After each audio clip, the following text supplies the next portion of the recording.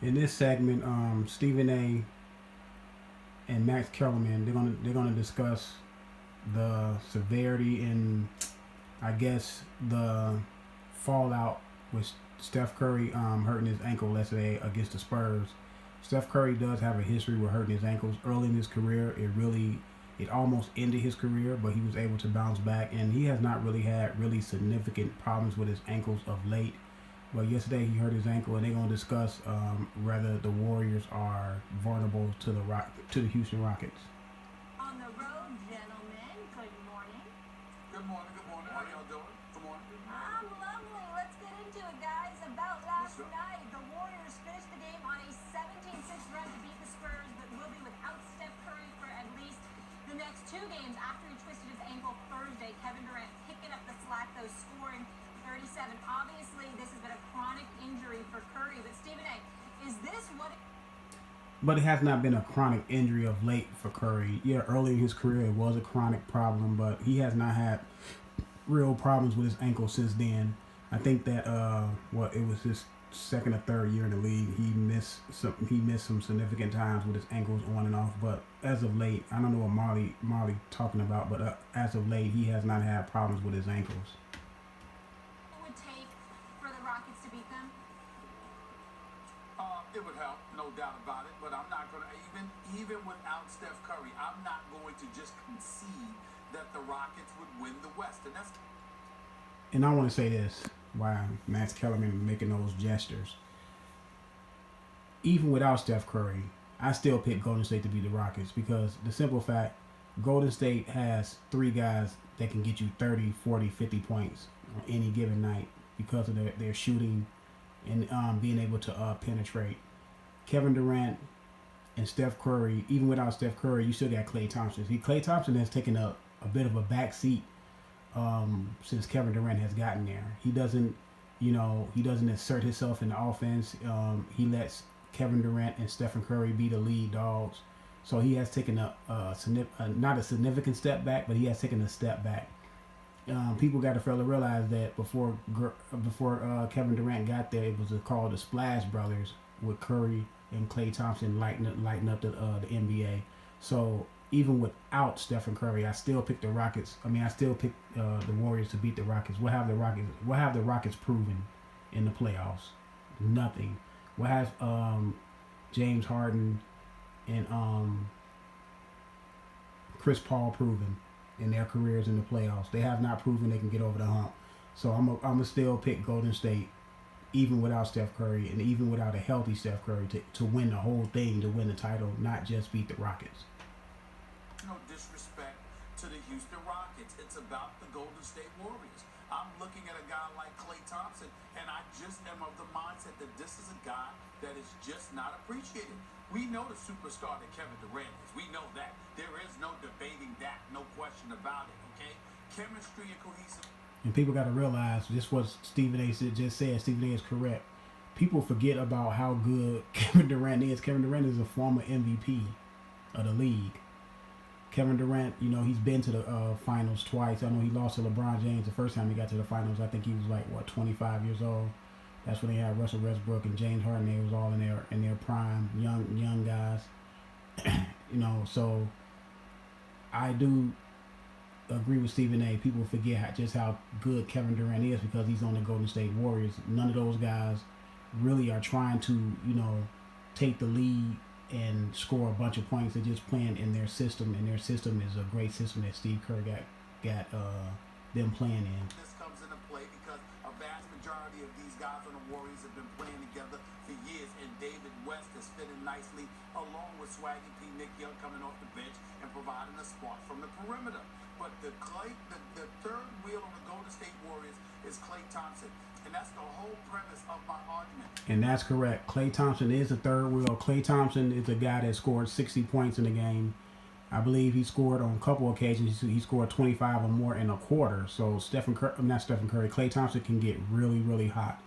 And people, they fail to realize that man is a guy that can get you 30 in a quarter or 60 in a game is the third option on the team. That's what people are not grasping that, and they keep on pushing this narrative that the Houston Rockets got a chance to beat Golden State.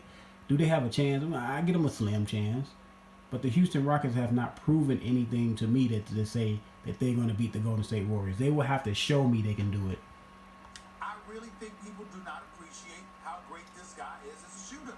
He is one of the greatest shooters in NBA history. Now, he's a third wheel, averaging 19 a game, shooting 49% from the field. He's a third wheel, averaging 19 a game. That's up there with guys like James Worthy, who was a third wheel on the Showtime Lakers back in the 80s. James Worthy, I believe, he averaged, 25 points a game, somewhere up in there with the Lakers, and he was a third wheel. And that showed you just how potent the Lakers were. And that shows you just how potent the Golden State Warriors is. If Klay Thompson was on any other team, he would be averaging 25, maybe 30 points a game. I'm serious. Really, the guy can really fill it up. 44.6% from three-point range. And not only that, he defends. Not only does... That's another point. Klay Thompson is a two-way player. He defends. Klay Thompson, to me, behind Kawhi Leonard, Klay Thompson is the second best two-way player. I do like Jimmy Butler, but Jimmy Butler don't play defense like he used to. Jimmy Butler kind of slipped a little bit on defense the last couple years since he was taking the lead role in Chicago. Being a lead dog since Derrick Rose wasn't there, or since Derrick Rose has had problems with his knees. But Kawhi Leonard, to me, is Kawhi Leonard first, and then is Klay Thompson, the best two-way players in the league. He defends. He's capable of playing with his back to the basket.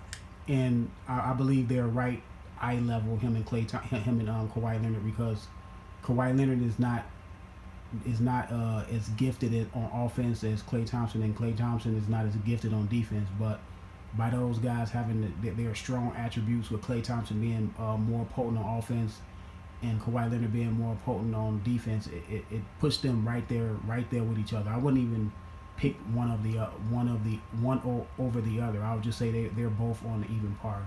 He's not just some spot-up shooter or somebody that's popping on screens and launching. There are plenty of occasions where he is capable of backing down guards and scoring with his back to the basket. This is Klay Thompson. So when I think about Steph Curry being out of the game, I understand that Steph Curry being out of the game. I understand what a superstar Steph Curry is, Max. I truly get it. He's a two-time league MVP, not to mention a two-time champion, and the greatest shooter in the history of basketball. I understand. Losing him is not a plus. But what I'm saying is this level of disrespect or lack of respect for Klay Thompson is what breaks my nerves with people. They're acting like all of a sudden, if Steph Curry is gone. Look at Max Kellerman over there shaking his head, because Max Kellerman, he's pushing this narrative that Houston has a great chance of beating the Warriors. And like I said earlier, man, what have the Warriors proved? I mean, what have the Houston Rockets proven? They haven't proven anything. They haven't proven they can even... Last year they got beat by the Spurs without Kawhi Leonard, man. That's all I got to say. Where you going to get shooting from? Kevin Durant and Klay Thompson. That'll help. And I think that would need to be recognized. Stephen A., do you remember The Odd Couple, the sitcom? Of course, Jack Klugman and Tony Randall, Felix and Oscar. Do you remember when Felix was really disappointed in Oscar? See, this what Max got. Max always do this, man. He always come up with this ridiculous... Oh my God, these ridiculous setups. So before he even say anything, he want to come up with these. Do you remember Jay-Z in this song when it said this and that, or you remember The Odd Couple? Man, who cares about that stuff, man? Just get to the point. You don't have to seem like you're smarter than what you really are, man. Just get to the point. He would just say Oscar. That's correct. me right now in this Odd Couple pairing, Stephen A. One of my all-time favorite comedies. Stephen A. One of my all-time favorite. Yeah. It's not about the shooting. We know Klay Thompson can shoot it just about as well. No, Max. It is about the shooting, man. It is about the shooting. Stephen A. made some great points, man. He said, even though Curry is out, people are forgetting just how good Kevin Durant is. People are forgetting just how good Klay Thompson is. That's the topic is, what can they do without Steph Curry? Are they in trouble? And you coming with this Odd Couple stuff, man. Just get to the point. Get hotter than maybe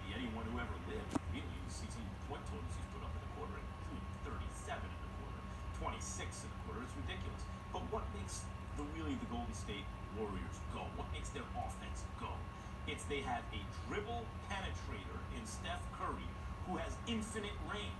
That's the geometry. And people fail to realize 2 years ago, when Golden State was down 3-1 to the Oklahoma City Thunder, when they had Russell Westbrook and Kevin Durant was on that team, Klay Thompson had a 35-point game in Game 5 to stage off elimination. So and Curry was he was hobbled with that knee back then. So come on, Klay Thompson is more capable of shouldering the load if Curry is not there. Even then, Stephen A., they tend to take harder shots than the Rockets do. The Rockets get higher percentage chances than the Warriors, which is why they have comparable records in spite of the fact. No, they have comparable records because Golden State has not put their foot to the pedal the whole season, and the Rockets have.